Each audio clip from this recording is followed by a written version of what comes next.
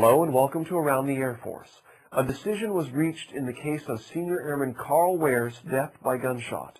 Senior Airman Kyle Dalton pled guilty to involuntary manslaughter and failure to obey a lawful general regulation on diverse occasions.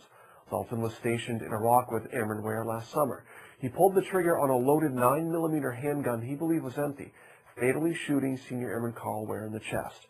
Airman Dalton was sentenced to 10 years in prison, reduction in rank to E1, forfeiture of all pay and allowances, and a dishonorable discharge. There's an Air Force agency which plays an important role in the military justice system and in the safety of the Air Force community as a whole, and you won't see them in uniform very often. Staff Sergeant Jared Fry tagged along with the Office of Special Investigations for a little customs cooperation. OSI agents at Spangdahlem work around the clock to ensure the safety of our military members and their families. Recently, they worked with German custom agents performing random searches of vehicles. OSI is partnering with its German counterparts on trying to interdict the flow of drugs coming down from the Netherlands into Germany that could possibly find their way onto the American air bases. While German authorities search local nationals, OSI helped search American drivers during these random checks. Working well into the night, the agents worked with local authorities to keep our area safe. It's just a mutual law enforcement relationship. You know, it's not a military-to-military thing. It's just a cop-to-cop type of thing. Without the long-lasting relationship with German customs, it would be hard for OSI to do what they do. Staff Sergeant Jared Fry, Spangdahlem Air Base, Germany. For more on today's top stories, log on to Air Force Link. Cadets at the United States Air Force Academy spend a lot of time learning the art of leadership and discipline. Lee Anderson shows us an example of cadets putting those lessons to use. The Academy hosted the National Invitational Drill Meet. This yearly event drew ROTC and junior ROTC teams from as far away as Hawaii.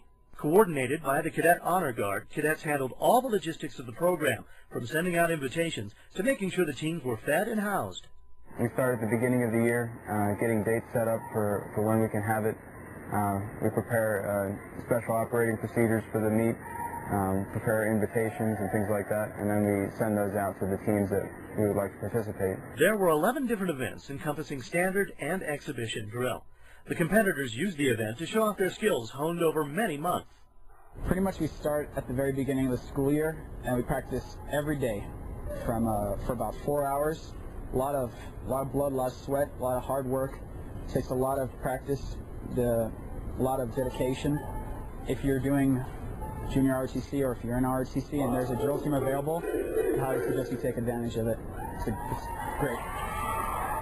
Groups of airmen returning home from deployment are relatively common occurrences. Staff Sergeant Jeremy Hostetter shows us a few uncommon airmen who didn't just come home, they came back to the Air Force. For Joint Terminal Air Controllers, or JTACs, stepping off this flight means getting out of their Army uniforms and back into the Air Force. JTACs work, eat, sleep, and live with the Army, a lifestyle few in the Air Force ever experience, a lifestyle these JTACs live with daily. I like to call ourselves firemen almost. You know, we're there on call. You never know what's going to happen, but as soon as it does, the Army is, boom, we need you. And we're there. No kidding, anytime there's a troops in contact, you know, first thing they go, hey, you got air? I'm like, we got it. You know, 6 to 9 minutes later, air was overhead. This means aircraft armed to the teeth with enough bombs and firepower to ward off any insurgents trying to battle U.S. forces.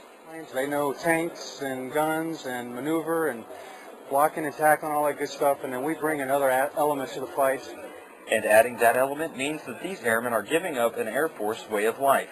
But Staff Sergeant Nathan Agent says he's going to finish what he started. There's luxuries in the Air Force that the Army doesn't have, but I made my choice from the beginning, and I like to see a little bit more of the action side of it. Staff Sergeant Jeremy Hostetter, Ramstein Air Base, Germany. For Around the Air Force, I'm Staff Sergeant Chris Decker.